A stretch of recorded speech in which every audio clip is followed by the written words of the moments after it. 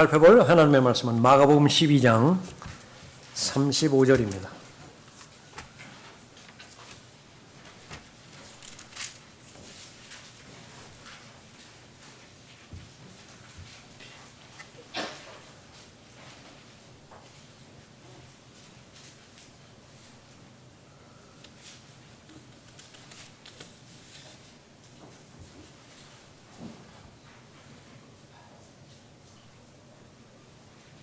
마가복음 12장 35절부터 37절까지 받들어 읽겠습니다.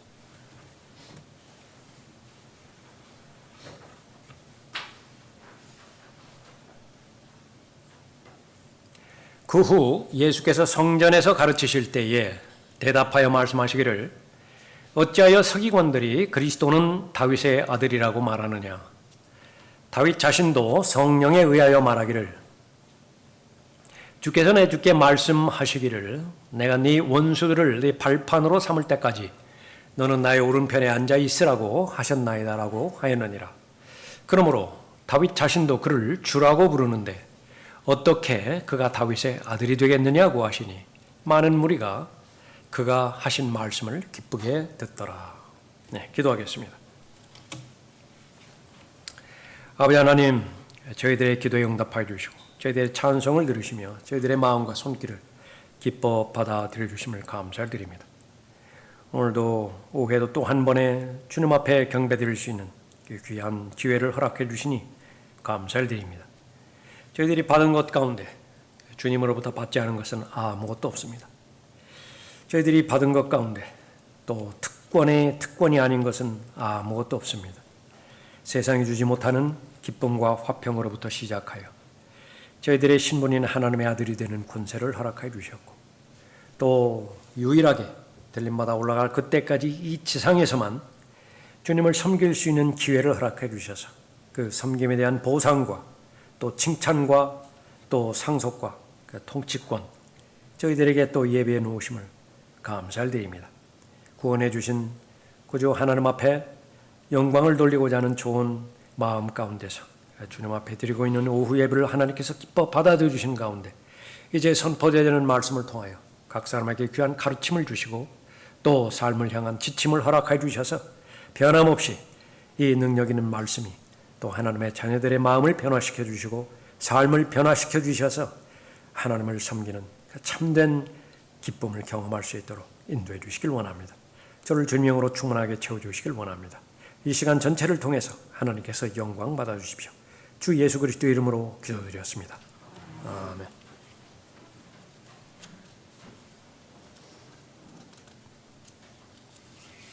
하나님의 위대한 질문이라고 하는 제목으로 말씀드리겠습니다.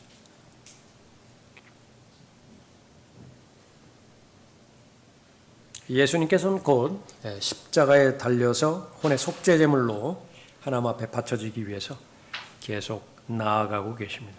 얼마 남지 않았습니다. 여전히 성전에서 하나님의 말씀을 가르치고 있는 모습을 볼 수 있습니다. 본문 말씀이 바로 그런 부분이죠. 충분히 예수 그리스도께서 하나님께서 보내주신 메시아라고 하는 사실을 여러 가지 안팎의 증거로 보여주고 있음에도 불구하고 자기 의로 말미암아서 이 자기 의는 자신을 저주하는 것이에요. 종교 지도자들, 사두개인들, 헤롯 당원들, 바리새인들, 또 여기에 이제 서기관들까지 포함해서 예수 그리스도를 받아들이지 못하는 것이죠.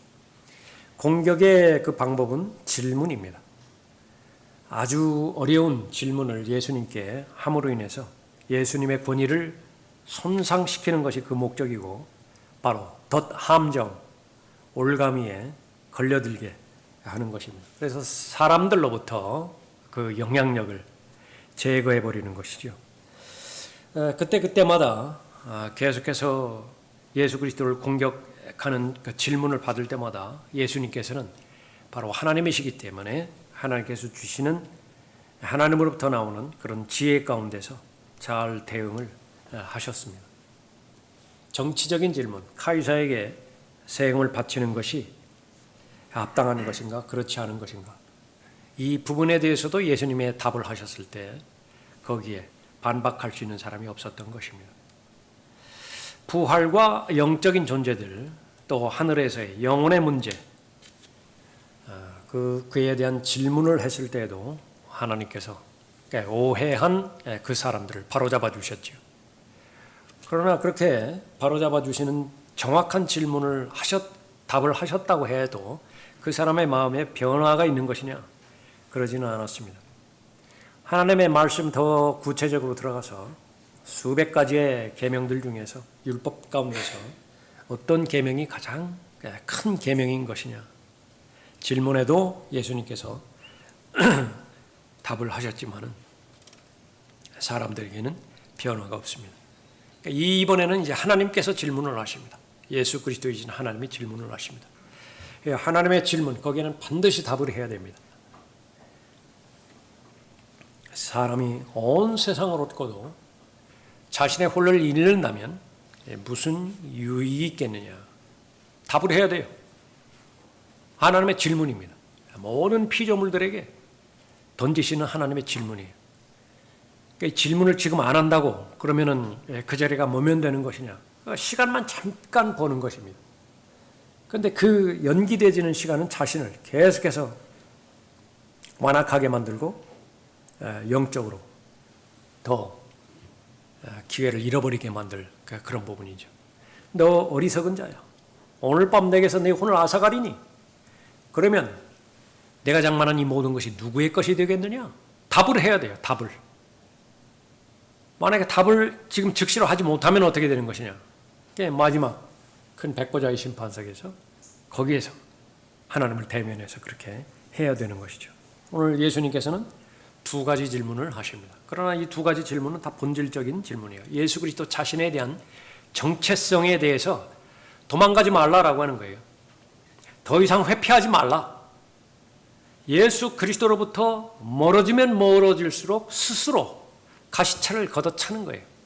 스스로를 저주하는 것입니다. 불쌍한 대상들이거든요. 그러니까 계속 또 한 번의 경고를 주시는 것입니다. 자신의 정체성에 관한 질문, 하나님 자신을 계시했을 때에 그것은 바로 하나님의 위대한 질문입니다. 질문은 두 가지로 나눠야 되는데 첫 번째 질문 35절에 보십시오. 그 후 예수께서 성전에서 가르치실 때에 대답하여 말씀하시기를 어찌하여 서기관들이 그리스도는 다윗의 아들이라고 말하느냐. 그리스도, 메시아를 말하는 거죠. 메시아는 사람으로 오십니다. 인간으로 오시는 거예요. 100% 사람으로 오실 것을 성경에서 기록하고 있습니다. 서기관들은 끊임없이 구약 성경을 통해서 사람들의 가르치는 내용이 있었는데 그 메시아에 관련된 부분이에요. 그리스도에 관련된 부분입니다. 다윗 왕의 후손으로 올 것이다. 다윗의 아들로 그렇게 올 것이다 라고 하는 것입니다.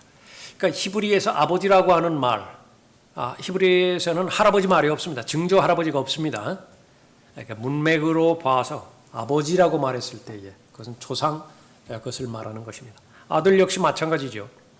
다윗의 아들 솔로몬을 말할 수도 있죠. 바로 직계 아들이니까. 그러나 증손 고손을 말할 수도 있습니다. 다 같은 아들이에요. 그러면 손자인지 아들인지 어떻게 알 수 있는 것이냐? 그건 마찬가지예요. 그것도 문맥을 통해서 볼 수 있습니다. 숫자 7, 그 뒤에 무엇을 받든지 다 가능합니다. 7일일 수도 있고요. 7주일 수도 있고 7년일 수도 있습니다. 무엇을 가지고 판단하는 것이냐? 문맥 가지고 판단해야 돼.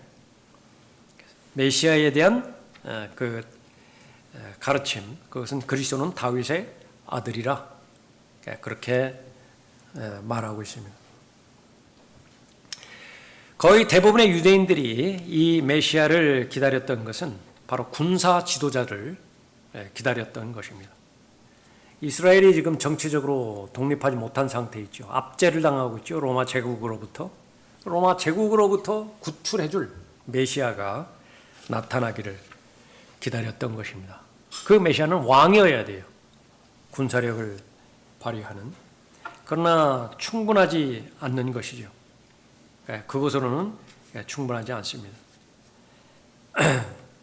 예수님은 메시아가 사람일 뿐만 아니라 바로 하나님 동시에 하나님이신 것을 바로 계시하려고 그렇게 말씀하셨습니다. 충분히 계시해 주셨지만은 받아들일 준비가 되지 않았던 것입니다. 내 집과 내 왕국이 내 앞에서 영원히 세워지리라. 내 보좌가 영원히 세워지리라. 그 유명한 다윗의 언약에 나오는 사무엘하 7장 16절의 내용입니다. 다윗의 집, 다윗의 왕국이 다윗 앞에서 영원히 세워지리라. 그렇게 말씀하고 있는 것입니다. 다윗의 보좌, 그것이 영원히 세워지리라. 그렇게 말씀하고 있습니다. 이것은 조건이 없는 언약입니다. 이 언약은 반드시 이루어지게 되어 있는 것이죠. 예수 그리스도를 얼마나 사람들이 잘 알고 있는 것이냐. 오늘날에도 역시 마찬가지로 예수 그리스도를 공격하는 서기관들과 바리새인들에 해당되는 사람들이 도처에 깔려 있습니다. 배교의 시대는 바로 그 부분이에요. 오전에도 잠깐 살펴봤지만은 바로 이 배교의 때는 시인과 고백, 거기에는 문제가 없습니다. 그리스도인이 구원을 받았죠. 구원을 받은 다음에는 이제는 순종의 과정을 통해서 하나님의 더 깊은 계시들을 보여주는 것이 하나님의 방법인데 거기는 순종이 따라야 돼요. 하나님의 말씀에 실행이 따라와야 됩니다. 하나님의 말씀은 믿음에 있어서의 최종 권위입니다. 하나님의 말씀은 실행에 있어서의 최종 권위입니다. 하나님의 말씀은 믿음과 실행에 있어서의 최종 권위입니다. 배교를 정의해 보라고요. 믿음에 있어서 최종 권위, 거기에는 이상이 없어요. 그러나 실행에 있어서의 최종 권위, 그것은 입증하지 못해요. 배교입니다. 배교. 믿은 다음에 하나님의 계시된 말씀, 그 말씀에 내가 온전히 순종해야 되는데 내 몸을 다시 말하면 하나님 앞에 헌신하는 것을 시작으로 해서 말씀하신 한 항목에 대해서 헌신해 드려야 되는데 실행해 드려야 되는데 거기서 실패를 했어요. 왜 그렇죠? 믿지 못하기 때문에 그래요. 믿지 못하기 때문에. 나를 지옥의 형벌로부터 구원해 주는 데 있어서는 하나님을 신뢰하지만은 그 이후의 삶에 대해서는 솔직하게 말하면 하나님의 말씀의 가이드를 받기보다는 내 생각대로, 내 계획대로 내가 지금까지 축적해온 지식과 경험에 자산으로 말미암아서 실행해 나가는 것이 더 안전해요. 사실 자녀도 마찬가지입니다. 자녀도 주의 교훈과 훈계로 양육하는 것보다는 내 방식대로 내가 알아본 정보에 의해서 내가 그렇게 아이들을 키우는 것이 지금 현 세상에서 지금 무한 경제의 세상을 살아가는 데 있어서 잘 살게 만들겠다라고 생각해서 결정하는 것이 자녀 교육 방법이에요. 그게 모조리 바로 구원은 받았을지 모르지만은 다시 말하면 시인과 고백에는 이상이 없지만은 거기에는 바로 경건의 능력이 없는 것입니다. 그래서 고백은 있지만은 professing이에요. 소유가 없어요. possession. 진리 자체가 없는 것을 말하는 것입니다. 그러면 바로 예수 그리스도에 관련돼서도 마찬가지입니다. 사람들은 나에 대해서 누구라고 말하느냐? 침례 요한이라고 말하죠. 에레미야라고도 말하죠. 그 사람들은 별 의미가 없어요. 너희는 나를 누구라고 말하는 것이냐? 그랬을 때 진실된 고백, 주는 그리스도이십니다. 주는 하나님의 아들이십니다. 그것은 참으로 복된 답이라고 말씀하셨고 그것을 알게 해주신 것은 너희의 IQ 능력이 아니다라고 말씀하셨죠. 그것은 하늘에서 아버지 하나님께서 보여주셨기 때문에 변화된 마음을 통해서 알려주시는 것입니다. 우리가 하나님의 말씀을 알 때도 마찬가지예요. 구원받을 때처럼 하나님의 은혜가 없다라고 한다면 하나님의 말씀이 믿어지지가 않아요. 깨달아지지가 않는 것입니다. 잠깐 말씀드린 것처럼 여러분이 예수 그리스도와 친구 관계가 형성이 되어지고 친구 관계로 유지되어지는 것은 더 바랄 것이 없는 것입니다. 여행, 어느 여행이 가장 기대치가 되어지는 여행이냐? 그 사람과 같이 가는 여행이면 돼요. 장소는 상관이 없습니다. 그것이 산행이든지 아니면 바닷가든지 아니면 뭐 팀별로 가는 여행이든지 아니면 개별적으로 둘만 가는 모임이든지 그것과는 상관이 없어요. 그 사람하고만 같이 가면 돼요. 조금 불편할 수 있겠죠. 조금 더 편할 수 있겠죠. 그러나 그것은 본질이 아니에요. 그러니까 그렇게 된 것이 바로 예수 그리스도와 나와의 관계인 것인데 하나님께서 예수 그리스도 안에 있는 모든 것들을 누리고 즐기고 향유하기를 바라는 것이죠. 그 비결은 순종에 있습니다. 그러면 순종의 그 조건은 무엇이냐면 그분을 얼마만큼 잘 아느냐라고 하는 거죠. 그래서 우리는 예수 그리스도를 다 잘 알아야 돼요. 잘 배워야 되는 것입니다. 그 목적으로 성경도 주어졌고 또 목사와 교사도 주어졌죠. 그래서 우리가 알았다라고 한다면 이제는 신뢰하죠. 신뢰한 만큼 나에게 예수 그리스도는 관계가 형성이 되어진 것입니다. 여러분의 기도의 제목 가운데 하나가 예수 그리스도와의 친밀한 교제입니다. 주님, 예수 그리스도와 저와의 교제가 더 친밀해질 수 있도록 인도해 주십시오. 여러분의 현실적인 기도입니다. 골방에서의 기도라고요. 그래서 하나님의 말씀을 통해서 계시해 주신 말씀이죠. 그러면 순종을 하죠. 그러면 더욱더 하나님에 대해서 더 많은, 더 깊은 계시를 해 주시니까 더 많이 알죠. 그 다음번에는 순종하기가 그만큼 수월해져요. 더 쉽다고요. 어렵지 않아요. 그것이 바로 믿음의 선순환인 것입니다.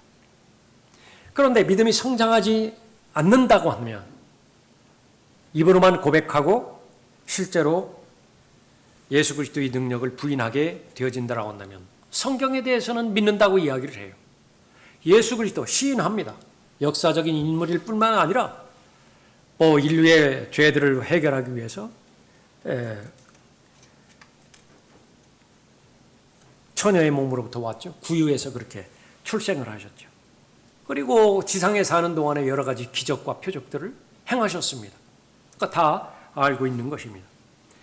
그러나 그 이상 더 진전하지를 못한 것입니다. 십자가에 대해서 못 박이셨고 사흘 만에 부활하신 그 예수 그리스도, 구주로서의 그 예수 그리스도, 그보다 더 진전이 되어지지 않는 것입니다. 21세기를 사는 오늘 이 현장에서 그 예수 그리스도 나와 어떤 관계에 있는 것이니까 이것을 설정을 못해요. 더 나아가서 다시 오실 예수 그리스도를 기다리는 소망 가운데서 산 소망이 나의 마음을 지지해 주지를 못하는 것입니다. 정말로 그리스도인이 어려움과 역경, 고난, 그것을 극복할 수 있는 것은 바로 소망의 능력으로 그것을 해결해 줄 수 있는 것인데 그것은 다른 어떤 부분보다도 약혼했던 그분이 나를 만나러 오는 것입니다. 유대인의 결혼 그 과정 잘 알고 계시죠? 서로 아버지와 아버지 사이에서 처녀와 또 남자가 그 약혼 관계가 형성이 되어지면 그때부터 이제 정혼에 들어가게 되는 것이죠. 증표를 주고 이제는 남자는 떠나가서 살 처소를 마련하러 떠나는 것입니다. 처소가 마련되어지면 이제 와서 함께 신부를 데리고 가서 사는 거죠. 신부는 그것만 기다리고 있는 거예요. 지금 현실이 좀 어렵다 하더라도 언젠가는 올 거예요. 남편이 데리러 올 것입니다. 그것이 힘이 되어서 살아가는 것이 바로 예수 그리스도이신데 바로 예수 그리스도를 믿는 데 있어서 온전한 믿음으로 형성되지 못합니다. 바울이 예수 그리스도를 증거했을 때 통치자들이, 그 당시의 통치자들이 마음에 찔리는 것은 있고 결단을 하자니 예수 그리스도를 믿자니 지금 버려야 될 것이 많고 그러니까 계속 기회를 미루죠. 다음에 와서 다시 듣겠다고, 다음에 다시 와서 믿겠다고, 아니면은 자신에 있는 마음의 갈등, 본인도 그것을 해결하지 못해서 툭 튀어나오는 말이 있습니다. 바울, 네가 미쳤구나. 공부를 많이 하더니 네가 미쳤구나. 아니면 또 어떤 사람은 네가 나를 거의 그리스도인이 되게 하는구나. 그 말은 아무 의미가 없어요. 거의 그리스도인이 되게 하는 것이나 그 고백을 하고 죽었다. 그러면 지옥에서 영혼을 보내는 것입니다. 그리스도인이 되어야 돼요. 여기도 마찬가지죠. 이 하나님의 나라와 관련돼서 예수님께서 하셨던 그 말씀입니다. 34절에 보십시오. 예수께서 그가 지혜롭게 답변하는 것을 보시고 그에게 말씀하시기를 내가 하나님의 나라에서 멀리 있지 아니하도다. 이게 의미가 있어야 되죠. 이 말씀이. 하나님의 나라에 들어가야 돼요. 세리처럼, 창녀처럼 예수 그리스도를 온전하게 믿고 신뢰함으로 인해서, 하나님으로 믿고 받아들임으로 인해서 하나님의 나라에 들어가야 되는데 가까이 다가왔어요. 내가 하나님의 나라에서 멀리 있지 아니하도다. 그렇게 해서 그 다음에 곧바로 이어지는 질문이 바로 그 부분이에요. 예수 그리스도 자신의 정체성에 대해서 질문하는 것입니다. 예수 그리스도를 누구로 아는 것이냐? 주는 그리스도시요 하나님의 아들이시냐? 그 고백처럼 바로 오늘날 우리가 살아가고 있는 이 시대에도 바로 사람으로 오신 예수 그리스도. 어찌하여 서기관들이 그리스도는 다윗의 아들이라고 말하느냐? 답변할 수 있어야 된다. 성경에 계시되었기 때문에 말씀하고 있다. 두 번째는 바로 하나님이시라고 하는 그 답변을 얻기 위해서 질문하시는 두 번째 질문입니다. 36절 보십시오. 다윗 자신도 성령에 의하여 말하기를, 주께서 내 주께 말씀하시기를, 내가 네 원수들을 내 발판으로 삼을 때까지 너는 나의 오른편에 앉아 있으라고 하셨나이다라고 하였느니라. 시편 110편의 말씀을 인용해서 언급하고 있죠. 질문합니다. 그러므로 다윗 자신도 그를 주라고 부르는데 어떻게 그가 다윗의 아들이 되겠느냐? 이것은 바로 명백하게 예수 그리스도 자신이 다름 아닌 하나님 자신이다 라고 하는 것을 알려주는 그런 그 부분입니다. 자, 이 부분은 잠깐 살펴보죠. 시편 110편 펴보십시오.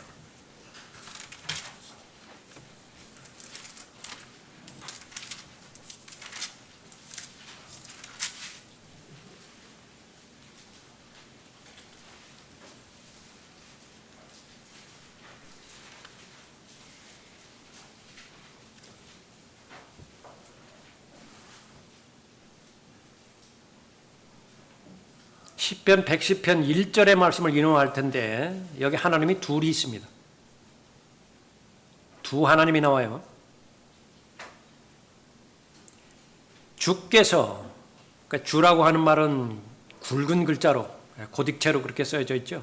주께서, 내 주께, 똑같은 고딕체라 하더라도 그 크기가 다르죠.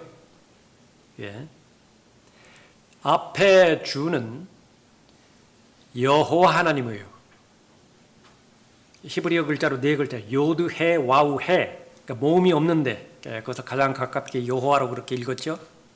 그러니까 여호와 하나님이고, 두 번째 내 주께 말씀하시기를 해서 말하는 그 주는 아도나이 할 때 줄임말로 아돈입니다. 아돈. 그러니까 여호와께서 말씀하시기를 아돈에게 그렇게 말하는 것과 같다고 말해요. 주께서 내 주께 말씀하시기를, 내가 네 원수들을 네 발판으로 삼을 때까지 너는 나의 오른편에 앉아 있으라 하셨나이다. 그렇게 언급하고 있습니다. 그래서 이 부분은 바로 아버지 하나님과 아들 하나님의 그런 관계를 말씀하고 있습니다. 그래서 이런 형태가 성경에서 곳곳에서 나오는데, 여호와의 증인들은 공격하기를 이 처음에 나오는 주, 이것은 여호와 하나님이고, 두 번째 나오는 주, 그것은 피조된 여호와 하나님보다 열등한 하나님을 이렇게 구분을 짓는데, 성경은 절대로 구분짓지 않습니다. 시간이 없으니까 그냥 읽고만 넘어가는데, 다음 주 주보에 이 부분은 자세하게 실을 테니까요. 여러분 공부하시기 바랍니다. 그래서 마태복음 22장 44절 같은 경우에 주께서 내 주께 말씀하시기를, 그러니까 똑같은 표현이고요. 두 하나님이 나오는 거예요. 여기에 또 누가복음 20장 42절에서도 주께서 내 주께 말씀하시기를, 같은 표현이고요. 사도행전 2장 34절에서도 주께서 내 주께 말씀하기를, 그렇게 말씀하고 있는 것입니다. 그러니까 다시 한번 정리를 하면 시편 110편 1절에서 첫 번째 주, 히브리어로 여호와, 그 부분이고요. 두 번째 주, 그것은 히브리어로 아도나이. 그래서 여호와, 주께서 내 주 다윗의 아도나이예요. 다윗의 아도나이. 그러니까 다윗의 하나님입니다. 하나님에게 말씀하셨다라고 말씀하고 있는 것입니다. 그래서 너는 나의 오른편에 앉아 있으라 말씀하고 있습니다. 그래서 하나님께서 다른 하나님께 말씀드리는 그런 부분인데요. 한 구절 더 찾아보면 시편 45편 찾아보십시오.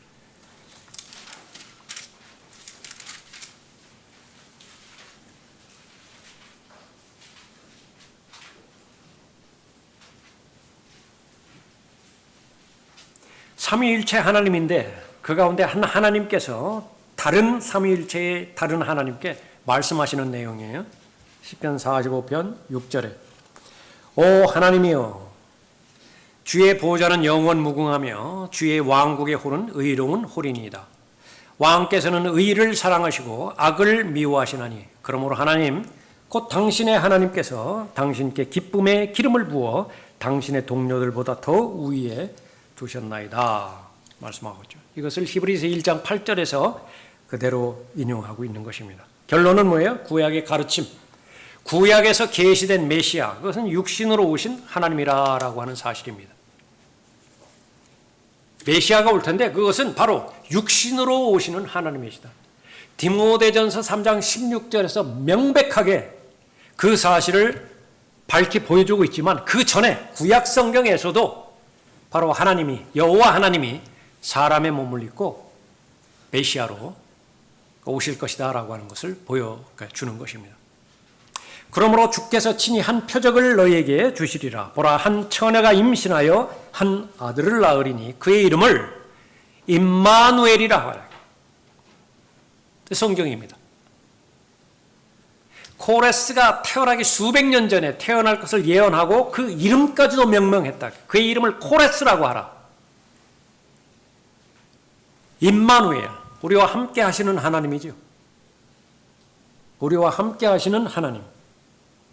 그 하나님은 죄가 없는 하나님이시죠. 그래서 남자의 씨 없이 처녀가 출생을 해야 됩니다. 처녀가 잉태를 하고 출생을 해야 되죠. 그래서 이사야 7장 14절에서 처녀가 임신하여 한 아들을 낳을 것인데 하나님이라고 하라. 우리와 함께하는 하나님이라 하라. 미카서 5장 2절에서는 그러나 너 베들레헴 에프라타야 내가 비록 유다의 수천 가운데서 작을지라도 이스라엘을 통치할 자가 너로부터 내게로 나오리라. 예언이에요. 틀림없이 이런 존재가 나올 텐데 그 존재는 어떤 존재냐? 그의 나오심은 예로부터요 영원부터였느니라. 창세기 1장 1절 2절을 훨씬 더 넘어간다. 태초에 아니라 훨씬 이전부터 존재했던 분이라. 그분께서 나오실 것이다. 그의 나오심은 예로부터요 영원부터였느니라. 이 부분을 랍비들은 극구 거부하려고 했습니다. 부인하려고 애쓰는 것이. 예수 그리스도는 다윗의 아들이어야 되죠. 예수님의 첫 번째 질문이었습니다. 그런데 다윗이 그 그리스도를, 그 메시아를 보고 자신의 하나님이라고 불러요. 나의 주라고 부른다. 있을 수 있는 일이냐? 동양문화권. 요즘은 사촌 간에 뭐 이렇게 왕래가 하기가 힘든 그런 부분이었는데,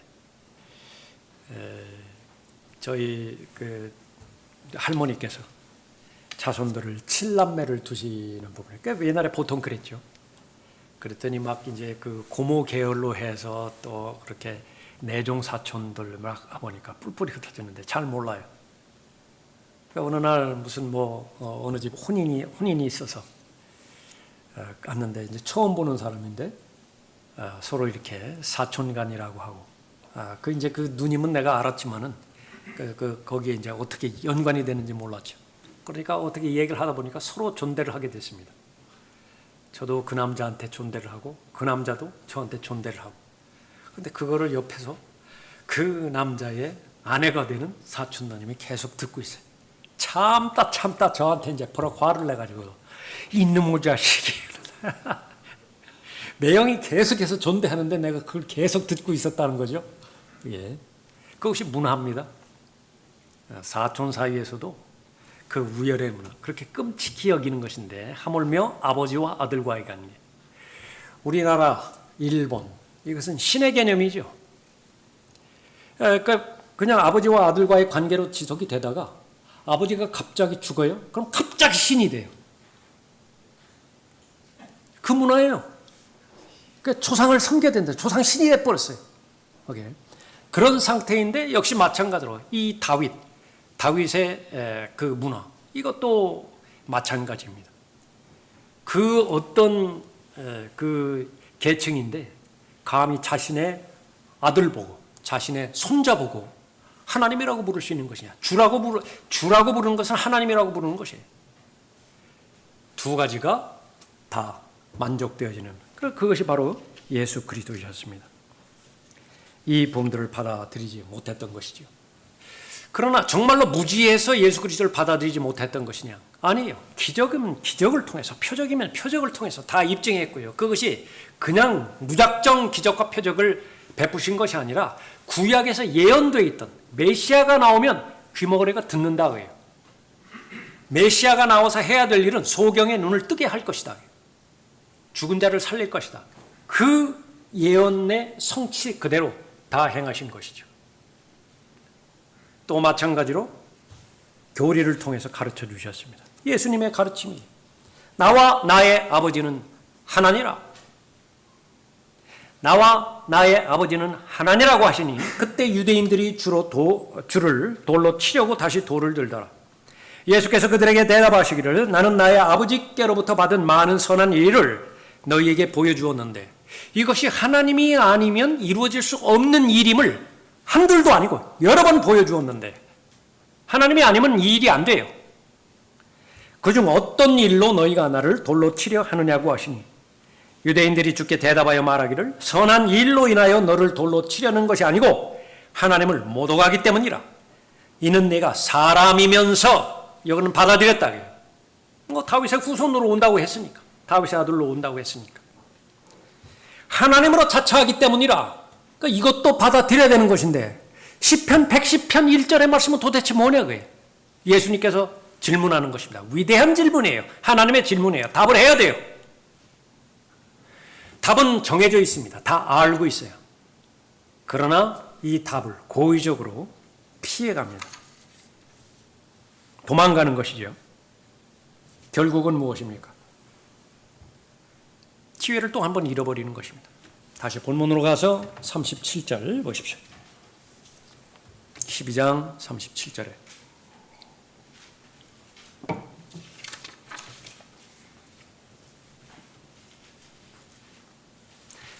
그러므로 다윗 자신도 그를 주라고 부르는데, 이 말이 그 말이죠. 다윗 자신도 그를 주라고 부르는데, 다윗 자신도 그를 하나님이라고 부르는데 어떻게 그가 다윗의 아들이 되겠느냐? 어떻게 그가 인간으로 올 수 있겠느냐? 답은 하나밖에 없어요. 사람이면서 동시에 하나님이세요. 자, 그렇게까지 했죠? 반응이 무엇입니까? 많은 무리가 그가 하신 말씀을 기쁘게 듣더라. 많은 무리가 그가 하는 말을 기쁘게 듣더라.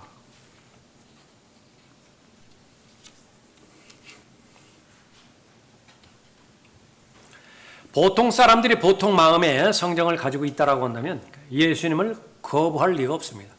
다 받아들일 수가 있는 것입니다. 문제는 앞에 선 사람들이에요. 종교 지도자들, 대표하는 사람들, 그 사람들만 거부했던 것입니다. 같은 내용으로 보면 누가복음 19장 47절에서 주께서 매일 성전에서 가르치시니 선임 제사장들과 서기관들과 백성의 지도자가 주를 죽이려고 기회를 엿보더라. 가르친 결과 죽일 수밖에 없다. 그냥 놔두면 안 된다. 누가 그렇게 결정했다고요? 종교 지도자들이. 요즘으로 말하면 목사들이, 요즘으로 말하면 부흥사들이.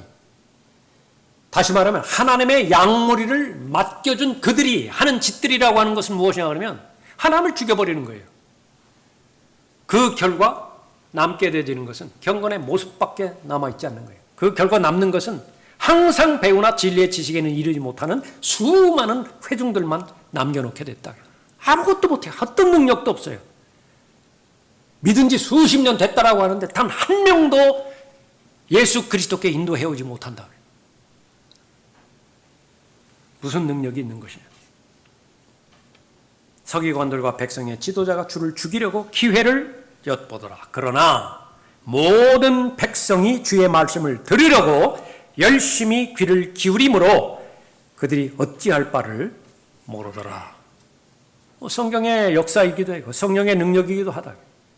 성경이 기록된 언어 자체로 보면 고급 언어로 기록되지 않았어요. 클래식 언어로 기록되지 않았어요. 코인의 헬라어로 기록이 되어 있다. 시장 바닥에서 사람들이 그냥 장사하는 사람들의 용어로 쓰던 그 헬라어로 기록되어 있어요.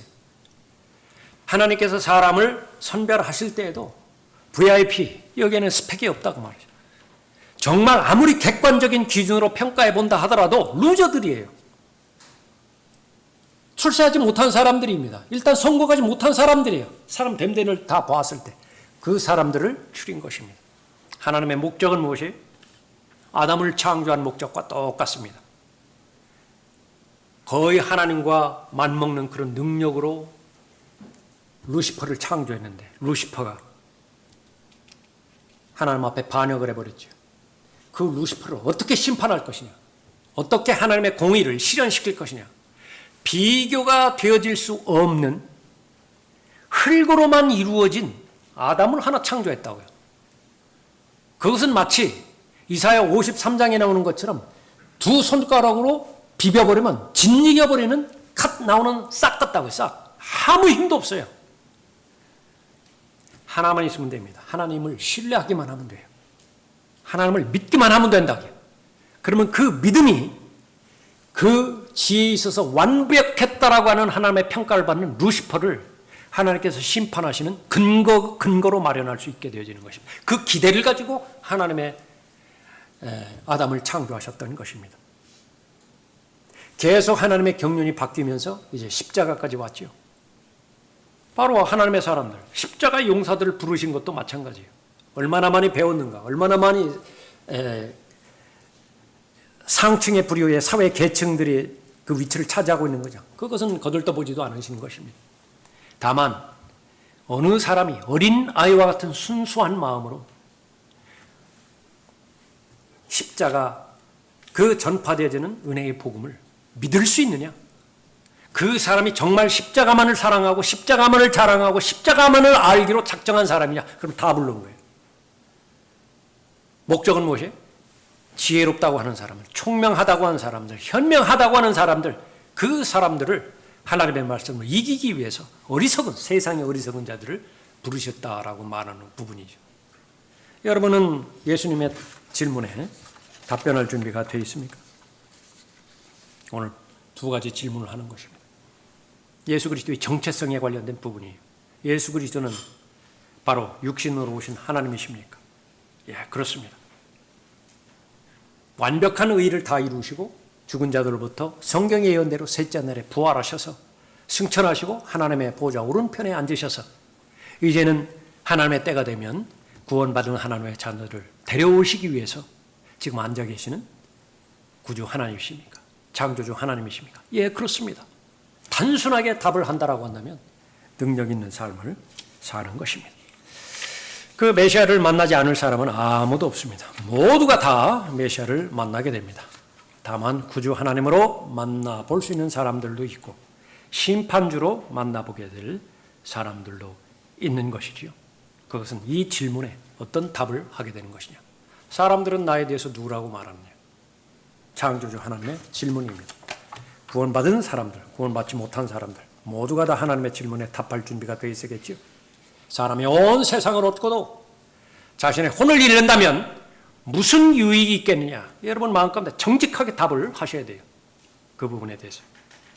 너 어리석은 자야. 오늘 밤 내 혼을 내게서 앗아가리니 그러면 내가 장만한 이 모든 것이 누구의 것이 되겠느냐.